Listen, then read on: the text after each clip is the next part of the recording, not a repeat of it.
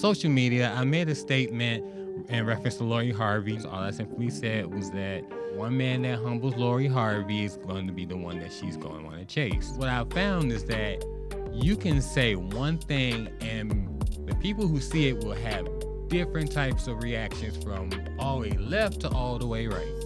You just speak your mind, and it just happens to, cause a heated discussion. This that Grey Poupon, that AV on that TED Talk. Hey, watch my soul speak. Ay. You let the mess talk. Ay. Hey, if I kill a nigga, it won't be the alcohol. Ay. Hey, I'm the realest nigga after all. Woo! Sit down. Be humble. Hold up. Sit down. Hold up. Be humble. Hold up. Hold up. Sit down. Be humble. Sit down. Be humble. Sit down. Be humble. Sit down. Be humble. Oh, wait a minute, babe. You getting a little into it. I mean, it's K-Dot. You know I'm a K-Dot fan. But we got an episode to do. You right. Yo. This your boy Marquise. And this is your one and only, your favorite Taylor. And we're back with the You Stuck With Me podcast. You stuck with me. Beautiful. How you doing today? I'm good. You good? I'm great. You great. I'm great. Oh, you seem riled up. You ready for this episode, huh? I'm a little riled up for this one because we gotta break some stuff down on this episode. I like it when you get feisty. So in this episode, y'all, we're talking about something that happened with me on social media. Oh, Lord. So on social media, I made a statement in reference to Lori Harvey. Now, it was nothing negative. I wasn't calling her any type of names. All I simply said was that the one man that humbles Lori Harvey is going to be the one that she's going to want to chase. Now, what I learned from this experience, I'm just going to say that you can, first of all, it's triggering words on social media that you cannot say or that will make people feel a certain type of way. We actually spoke on three of them. One is humble. The other one is accountability. And for some reason, we can't remember the third one. We had a whole conversation about it. Yeah. But in my post, I said humble. Now, what I found is that you can say one thing and the people who see it will have different types of reactions from all the way left to all the way right. Oh, some that might agree with you or in the middle. Yeah. So with what I posted, I had to explain to some people because some people actually lack the emotional maturity on social media to go through and actually read what it means instead of just taking it from what it's worth. Okay, let's backtrack a little bit because I see you triggered. Slightly triggered. You triggered. Slightly triggered. Okay. So let's start with, what did you mean by the post? So what I meant by the post is this, and I'm going to give an example. Okay. Let's say that, and I'm going to actually use the example that I used on the post. Okay. Let's say that you walk into a room, Lori Harvey's in the room, and she has four men just swooning over her. Mm-hmm. A fifth guy walks in, and he doesn't pay her no mind. Because he doesn't pay her no mind, he's gonna be the one that she's interested in. That's all I was saying. So when a lot of people came over to the post, they read it like, oh, okay, he, realized I didn't mean no mind, no malice, nothing like that. Some people were just triggered by the word humbled because they thought I was saying that she need to be, why she need to be humble, why this and that. And I also explained in that post that I only use humbled for a lack of better words. Mm-hmm. So a lot of ladies felt upset. Some, I don't know why. I mean, if you read what I explained or how I explained it, and you shouldn't have been upset just because of the choice of words. But a lot of people got in their feelings. A lot of people understood. A lot of people, can you explain it? So when I explained it, okay, makes sense. And to be told, I didn't say nothing wrong. Mm-hmm. A lot of people felt like I didn't say nothing wrong. I felt like I didn't say nothing wrong. I wasn't calling her name, nothing like that. But I didn't immediately try to clap back at anybody. I don't think I tried to clap back at all. I just kind of sat back and just watched and see what people were saying. Some people wanted to come over and troll. You're gonna have trolls on social media. It's like it's part for the course. Mm-hmm. But what I want to break down on this episode is how one word can ultimately change what you are trying to say. Well, first, let's talk about how I felt about it. Mm-hmm. Now, when I saw the post, I'm like, damn, Marquise just made another post. Because, I mean, even though you don't attend to make, your attention is not to make, like, posts like that, you just speak your mind. And it just happens to, cause a heated discussions, which is okay. I think heated discussions are good for the culture. Because, I mean, everybody's going to have differences. Like, like the whole LeBron and Michael Jordan thing, right? Mm-hmm. Everybody's going to have differences. But what I didn't like was I felt like some people were attacking you for that. Mm-hmm. And usually I don't comment on any of your posts like that because either we would have had a conversation or if I don't agree with something, I just feel like I don't need to comment like that. I scroll up. I mean, that's the easiest thing you could do on social media, just ignore it. But and a lot of people don't have that maturity, but that's neither here or there. You triggered. It's okay. I got you. It's slightly. You're slightly triggered. So I'm looking. I just happened to look through the comments. It was one particular queen decided that she want to call you misogynistic, and I'm like, hold up, time out, flag on the play. I said, we're not. I'm in my mind. I'm like, you're not gonna attack my man. Now I got triggered because you know how I feel about you. I don't like people coming after you when you come in a place of peace, right? And I was just annoyed because it's like, how many times you're gonna explain? This is what I meant. This is my word choice because I don't know the exact word for it, or even if it is a word for it, maybe humbled is the word for that. I just did not like you were being called misogynistic and everything like that. So I stepped in. I kept it cute. I kept it positive, which that's growth on my part because we were just talking about how we're thankful for growth and all that. I'm still a work in progress. God ain't done with me yet. But I simply said was, this is taking a left turn. I think what you're trying to say is that Lori Harvey is going to be coming to a point where she's going to be the pursuer instead of the pursuee. I kept it simple like that. I said, let's not tear him down for his lack of word choice. Please and thank you. And apparently that got a lot of likes and comments off me saying that, right? And I wasn't coming from a place of malice. I was coming from a place of protection at that point because it's like, we're not going to do this. We're not. And at that point, I just felt like if you don't agree with it, why keep spending your time commenting on it? You could just move on. And then I was talking to my sister about this too, because I told her about the post. And my cousin, she seen the post, she commented, whatever like that. I just felt like at that time, your post was everybody's shade room for that day.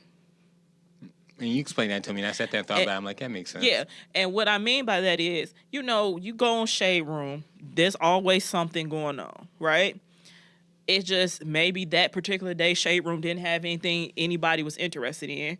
Or what's another one I follow? Chicago Media Takeout. It was slow that day. So it was like, you mentioned Lori Harvey and Humble. Oh, we got a debate going on here, which is fine. But as for how the left turn it took, I felt like that was unnecessary.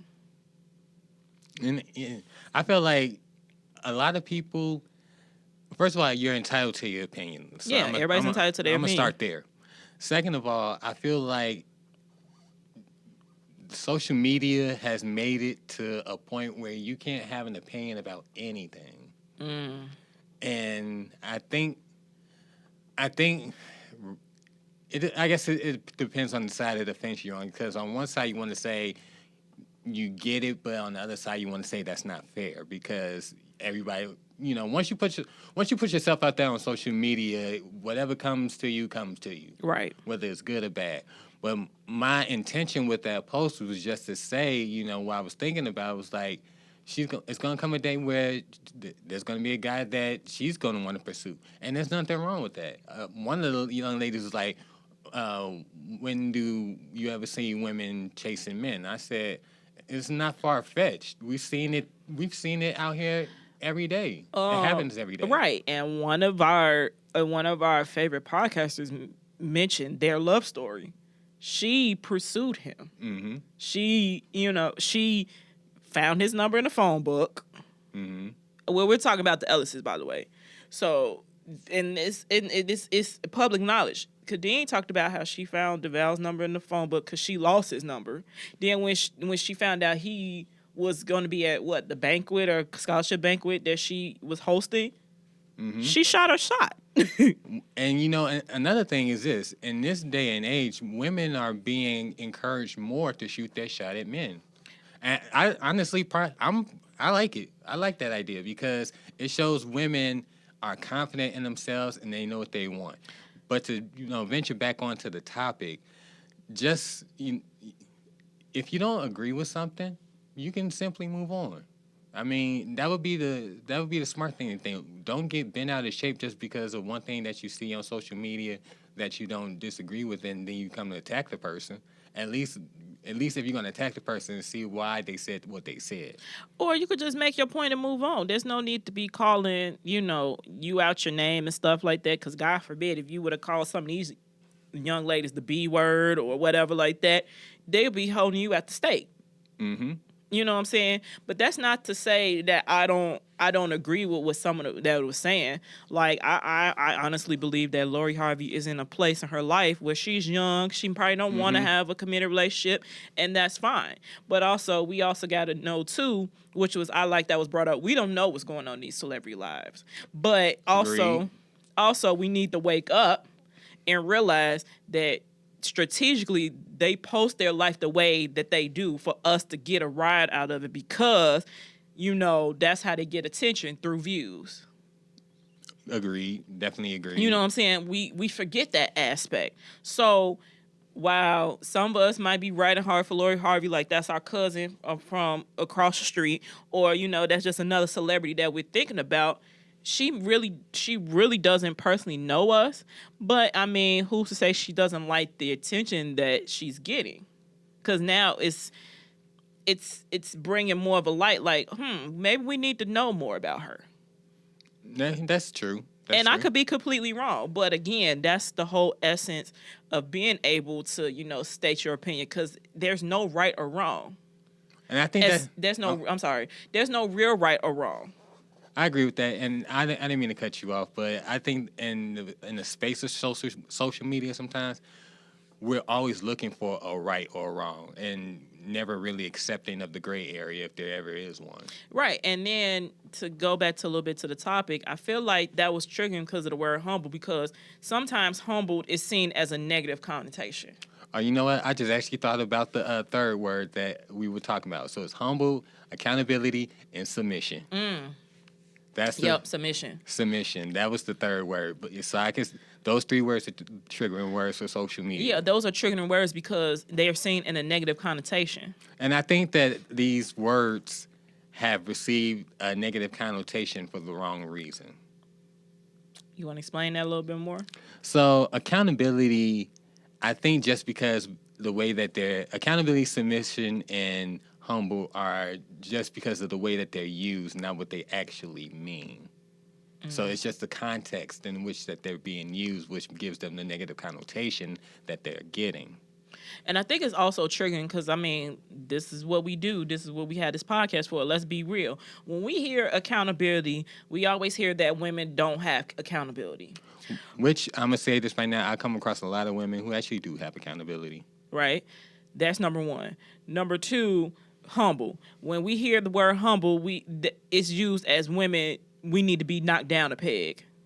That I've heard that. Mm-hmm. And number three, submission, when it comes to women, is just, like, we don't know how to take care of our man. We don't know how to let a man lead. We always got to have the man. We always got to tear down the man. So that's part of the reason why those three words are triggering in social media, because they always have a negative connotation with women. And that's what I was just trying to explain to you with that, when we had our side conversation after post. I said, I'm 50-50 about if I agree with it or not, and I told you this. We might have a different view, we might have differences of it, but I said, babe, you need to understand that humble's a triggering word because of what I just told you. And I didn't disagree with you. And you didn't disagree. It just, I feel like at the time you made that post, you probably didn't think of that. But also, again, too, I'm like, well, you did say unpopular opinion. Mm-hmm. right? And I definitely did at the top of my post. I said unpopular opinion. Right. And I'm not. I mean, that's not to say I'm sticking up for those who attacked you, because I feel like those who did it attacked maliciously by calling you misogynistic and all that or whatever. I felt that was wrong, because again, you didn't call nobody out their name, whatever, like that. And in some instances, I thought it was kind of funny, because I'm like, this is taken out of context. But what I was explaining to you was, you're gonna get some of these because us as women, when we hear those things, it's always in a negative connotation. And it's rarely, well, I mean, it's becoming a little bit more prominent, but it's rarely that we hear it in a positive light with us. Like with accountability, we always hear that men don't have no problem being accountable for their actions, which that's 50-50. Humble. When we hear humble when it comes to men, they always, it's like a humble brag. Or, men don't be all flashy or whatever the case may be. And submission, come on now. Which it goes back to when we hear men even talking about any type of submission, they seen as weak. So it's one of those situations, damned if you do, damned if you don't. Which, like I was saying, it goes back to the context that it's used. If it's always used in a negative context, then that word is going to be assumed to be negative. Right. But if it's used in a positive context, then it's always going to be assumed to be positive. So, and I just want to talk about the part of submission for a second that a lot of people don't always sit there and think about. It's always assumed that the woman is submitting to the man. But sometimes people forget, or majority of the time, they forget that the man also has to submit to his woman as well. What do you mean?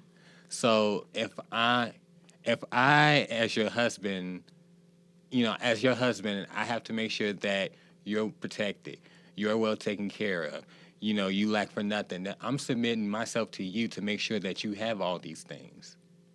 You see what I'm saying?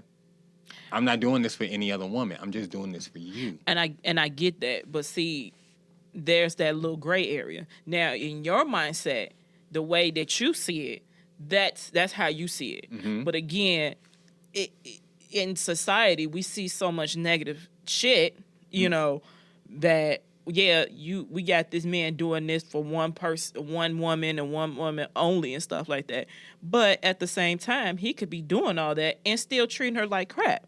That's true. You know what I'm saying? That's true. So for you to say that, I admire that you think that, but let's be honest, a lot of guys don't. Well, I'm not gonna say a lot. A good portion of guys don't think that way. Like, oh, I could do this for one woman or whatever like that, but I ain't got to love her. Or I could just be doing it to keep peace so I could see my kid or whatever like that. Do you see what I'm saying? Like, it's like every good thought, there's a counterproductive thought. And it's sad. And it's sad because of that. We have situations like this. Like, you could just be saying an unpopular opinion because you like, I just want, this is my status today. That's what I want it to be. And it turns to like, your comments are blown up from like one comment to like 300 and counting. Yeah. So yeah, it's unfortunate. It's like that. And we in a society, you can't do that. Now, again, but we had this talk. I said I'm 50-50 about your post, but what I will not agree with is with some of the things that was said to attack you, that you're saying that you're misogynistic, because it didn't even have to go that way. And I'm saying it on this podcast too. I mean, you can feel what you feel. You can feel what you feel, or if you feel like that I'm calling you out, you can direct me. No, I don't think that you're calling me out. And I'm not talking about you. I'm talking about, because I said that the people who gonna hear that like, oh, she coming for me. Well, yes, I am. You know what you said. And one of the things that I also learned from that podcast. I mean, not podcast, but that post.